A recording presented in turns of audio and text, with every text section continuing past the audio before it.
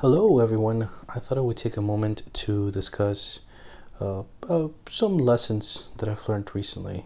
There's two of them. Um, they are from recent and old purchases. The most recent product I purchased was a really interesting crescent guitar.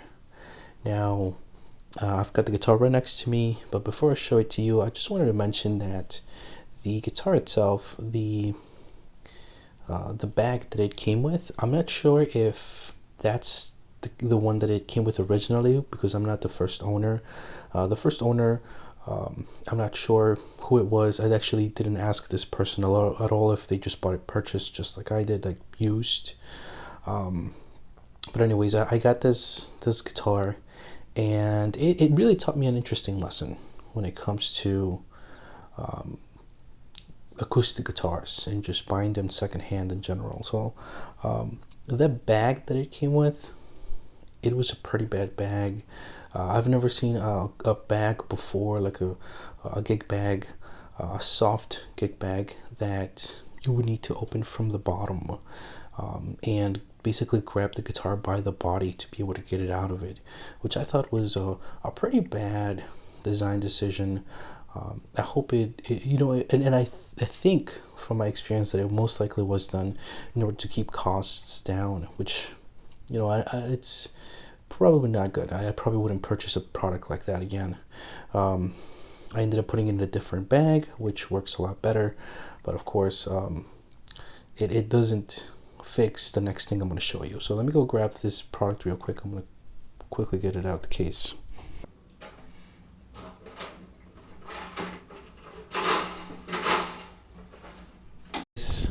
What originally was supposed to be like a nice introductory acoustic guitar, which I'd never owned a steel string acoustic before. I've owned plenty of nylon strings, but this acoustic guitar with steel strings was not a good purchase.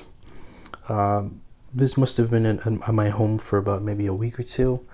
The way that the strings were, they were so loose. They were about an octave lower than they should have been. And I even confirmed this with a guitar tech that this was supposed to be tuned to E standard, like any other regular guitar.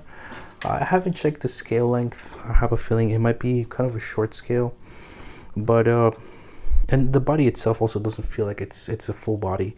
But honestly, those things didn't really bother me because it was a $50 purchase. Now the problem was that I would say maybe a day or two after I put new strings on it, the bridge, this thing kind of just popped off as I was just playing one chord. I already felt uncomfortable with the instrument in general, but once I saw this, once I experienced how it just kind of came off, I looked underneath and I noticed that there was a screw. It seems like this is a bridge that gets kind of just placed on the wood with those two screws. Maybe a little bit of a very relatively small amount of glue that was used on it. I did confirm with the Guitar Center tech that this is a very cost-saving practice for these companies that are trying to make something cheaper for us. To try to compete with the higher quality end brand name companies, and I really wasn't very happy with it. Here is the headstock. I did consider fixing this because I really don't like to throw away instruments because I don't have any luthier skills. I'm not a guitar tech in any way, shape, or form. I just know very basic things about maintenance, and unfortunately, the price to repair this will be right around $300, and it's not really worth it because with $300 you can buy a much higher quality instrument. I was very much not happy with this purchase, but it's a good reminder that acoustic guitars are relatively more difficult to take care of than your solid body electrics. They're very susceptible to things like changes in weather and humidity and temperature. They take quite a bit of energy, money to take care of. You need a humidifier for it. You need a decent case for it, and probably a waterproof case, even more so than other guitars. So that's acoustics in general. But I take it as a relatively cheap lesson to learn from, and I've been holding it here for maybe 2 or 3 months in the hopes of making this video and taking a moment to teach you guys something that I've learned. And well, if you do have any questions, feel free to comment. I'd be happy to answer any of them in regards to these products, and we can move on to the next product. And now we're looking at the second product that I have to let go of today, and it is a guitar tuner by Snark. Now, I'm gonna be honest, I had kind of a hard time trying to figure out what model this actually was, because the darn thing is so worn out that it doesn't have like any names. I don't see like any models or anything like that. There is a patent pending kind of print at the bottom, but after looking at their website, I have this feeling that this is actually the Snark Silvertone Tuner. The reason why I purchased this in the first place was because I had just finished my first year as a classical guitar player, give or take, in college, and I continued to practice and play with my quartet during the summer.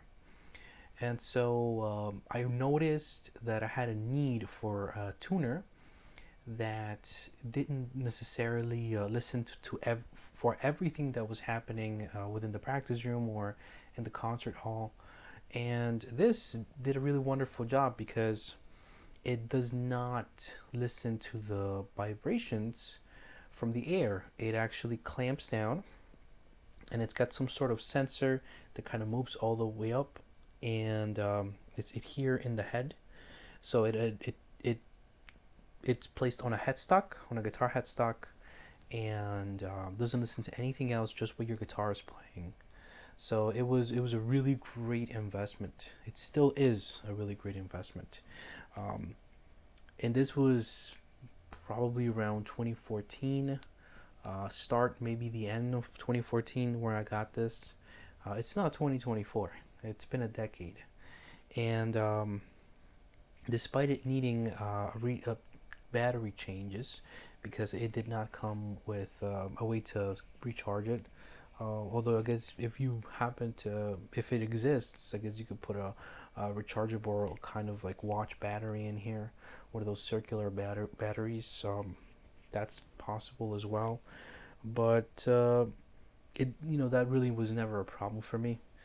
I really enjoyed using this product, and to see it as worn out as it is today is kind of crazy.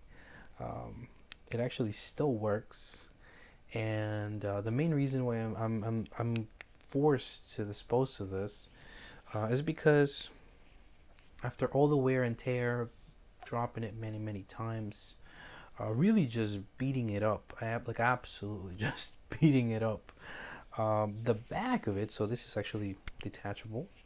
The back of it has kind of like three divisions where the little ball here kind of is supposed to fit, but unfortunately one of them broke off, so it's really easy now for this thing, the head, to fall out, which is very important in this entire tuner. It's the only thing that tells you whether you're in tune or not. So yeah, it was kind of sad to see it go, and I will definitely miss it. I will definitely miss using it. But I am glad that I did find a company that makes great quality tuners. I actually already ordered, and it's already arrived, like a brand new tuner from them. I've ordered it from Amazon. It's the ST8. Again, I only realized today that this is most likely the silver tone. I wish I'd purchased that, but in the long run, I think that they make just really solid products. So I'm kind of excited to try out the ST8. One interesting warning that I read from the manual for the ST08 is that they don't recommend that you leave the tuner on your headstock at all times. As soon as you finish using it, you're supposed to remove it, and it actually tells you that it could dent your guitar if you leave it there for a prolonged amount of time. I don't know if that also applies to this one. What I do know is that in many occasions I actually left this on a very expensive classical guitar. We're talking about thousands of dollars that I no longer own. So it really makes me wonder, what, because I never checked if there were any dents on the headstock. I wonder if it actually did dent the guitar. But I guess that's something you just learn along the way. And again, I just want to say thank you to Snark for making such a great product. I don't remember how much I paid for this one, but I do know that for the new one that I purchased, I must have paid around $20 before shipping and handling, which I think is a really great bargain for this. Other tuners that I've owned as well, my first tuner ever was this big clunky Fender tuner that came with the starter pack, and this cork tuner, I think it's called the TM40. But for those, you're supposed to connect the cable to them, and I really didn't like that because it honestly kind of got in the way of my workflow. And it was kind of clunky. It was kind of uncomfortable to do that when I'm just trying to connect to an amplifier and then tune up and then either practice or play the gig. So again, I'm really glad I got this. And today I say goodbye to it. I will definitely be taking the battery out of it in case I can use it later. But if you do happen to have any other great tools that you use during your week to play music, let me know. And I hope you have an absolutely amazing week. Goodbye.